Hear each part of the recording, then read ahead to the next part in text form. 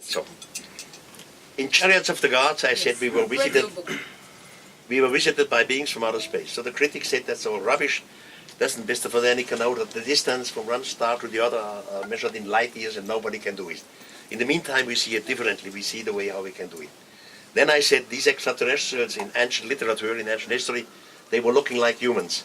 And the critics say this is all garbage because evolution on another planet would create complete different beings. They're not looking like us, which theoretically is reasonable because evolution goes different ways. But now, and I come back to your point, there is a theory which not is from me, it's from the Swedish Nobel Prize winner Svante Arrhenius. He died 70 years ago. And this theory is called panspermia. He says somewhere in the universe, somewhere in our Milky Way, the first intelligent form of life started. Now we have to ask, hey, how did it begin? We have no answer. You see, in astrophysics, they tell us in the beginning was a Big Bang. Now you still have the question, okay, what started the Big Bang? In religion or philosophy, they say in the beginning was God. Okay, what started God? So we have no answer for the starting point. Just give me a piece of paper, and I make a perfect circle around it, and then I give the piece of paper to you. It goes from hand to hand, and everybody should answer my question, where did the circle started? Your logic says, well, Mr. Von Daniken must have started, but you cannot give an answer because the circle is closed by itself. Now, coming back this first intelligent form of life had an interest to spread out their own life in a certain part of the Milky Way. In the beginning, you do not do this by sending spaceships. In the beginning, you simply infect a part of your Milky Way with so-called life, informations, like, make this, and now a few hundred of your cells fell on the ground. In each and every cell you have the DNA. And in the DNA you have the reconstruction of your whole body, not only our body, all the ancestors too. So you infect a section of the Milky Way with your own DNA, just like dust, spread it out. You know exactly that the biggest part of the DNA will come into the gravity of a sun, will be burned. Another part comes to the gravity of planets which have no conditions for life at that form. A small part of it will come to the gravity to planets which are similar than the one who started the game. Now life starts. I have learned in school, long time ago, that life started on this planet Earth in the primordial soup. In the meantime, the modern science says no. The information of life has come from outside now. And exactly this is part of our holy books thousands of years ago.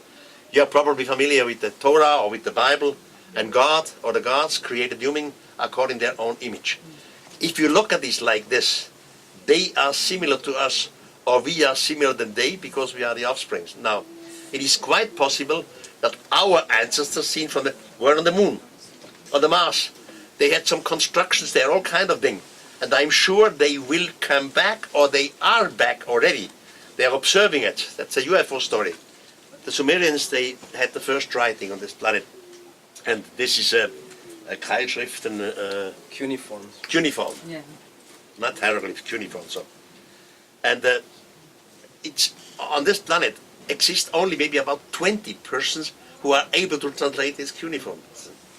One of them is a German doctor. His name is Burgard, and he's an old man. And in the meantime, he started to retranslate some of the old cuneiform texts. There is a temple wall with the texts of Enkiduanna. Enkiduanna was a high priest at Sargon's time, roughly 4,500 years from now on.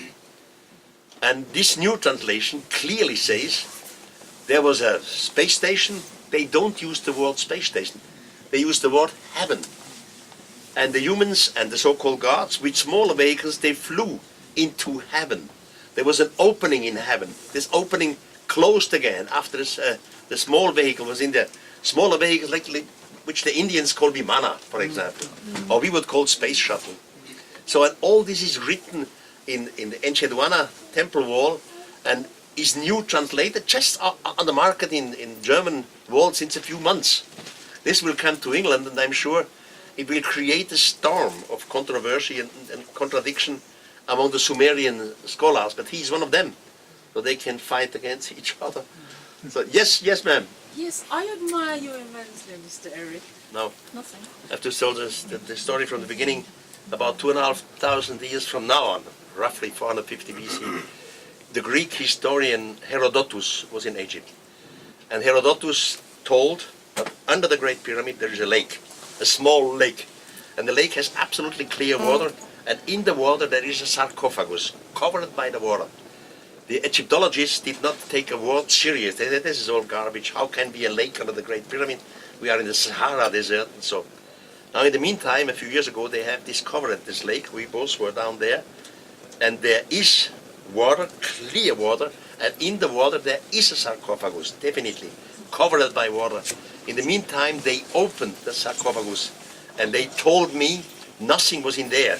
It was empty. If this is the true answer or not, I really don't know. But we were there. Tomorrow I have a speech here in this Princess Anne Theater. And there I show the pictures of this sarcophagus. Are you there tomorrow? No, I can't come, unfortunately. I'm running a group. But can I ask your opinion about, is it, I don't know if I can pronounce this properly, Göbekli? Göbekli Tepe? Yes. Yeah, this is in Turkey. And I was not there until today because it's still in the front row where they have war, Syria, you see the big war zone. But I have seen good pictures. I've talked to persons who were there, and it's a prehistorical site with some kind of monolites and crosses over it, with some primitive chiselings on it of different animals and flowers and so. And the dating says it's at least 12,000 years BC, which means it's much older than the Great Pyramid. Because according to Egyptology, the Great Pyramid was made about 2,400 BC. It is 12,000. 10 days ago, he and I, we were in Indonesia. And there is another place called Gunung Padang. It's very hot and wet. In the meantime, I'm 82, but I was climbing up there, completely wet. And we filmed this place. And there they make carbon-14 datings. And there are some skeletons and bones found which are 20,000 years back. Wow. So again, we had the pyramid, they say 2,500 BC. Now Göbekli Tepe, 12,000 BC. Now older again, 20,000 BC. It's a never-ending story.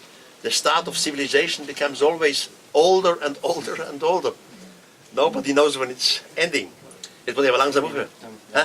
Yes, excuse me. Sorry, may I just quickly ask you, why do you think there's so much resistance by regular historians to what you're saying? I know they've got agendas with regards to what they say their ideas are fact. Why are they so against you? Why is everyone always trying to slag you off and saying you're just trying to make money out of people's foolishness? No, it's a religion.